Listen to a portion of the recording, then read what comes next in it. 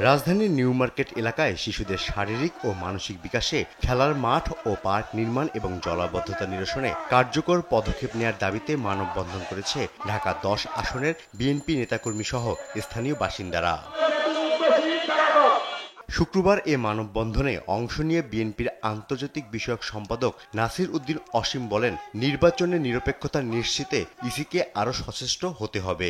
নির্বাচন কালক্ষেপণের কারণে আজকে বিভিন্নভাবে সংস্কারের নামে, ঐকমত্য কমিশনের নামে কালক্ষেপণ করছেন, কিন্তু সাধারণ জনগণ যে জন্য আন্দোলন করেছিল ভোটাধিকার ফেরত পাওয়ার জন্য, সেই কাঙ্ক্ষিত অভিষ্ট লক্ষ্যে আমরা এখনো পৌঁছাতে পারিনি।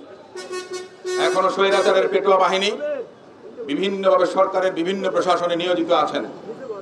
তাদেরকে যদি নির্বাচন কমিশন নির্বাচনী কর্মকাণ্ডে জড়িত রাখেন তাহলে সুষ্ঠু নির্বাচন হওয়াটা স্বাভাবিক নয়। এদিকে ৩১তম দিনের মতো উত্তরা খিদির খাল পরিষ্কার পরিচ্ছন্নতার কার্যক্রম চালাচ্ছে ঢাকা মহানগর উত্তর বিএনপি। উত্তরা ১২ নম্বর সেক্টর থেকে ১৫ নম্বর সেক্টর পর্যন্ত ৩ কিলোমিটার খাল কচুরিপানা মুক্ত করেছেন বিএনপির নেতাকর্মীরা। ছাত্র দল, যুব দল, শ্রমিক দল সবাই মিলে আমরা ৫০ থেকে ৬০ জন প্রতিদিন নিজ হাতে কাজ করছি। আমরা সকাল থেকে একটা পর্যন্ত।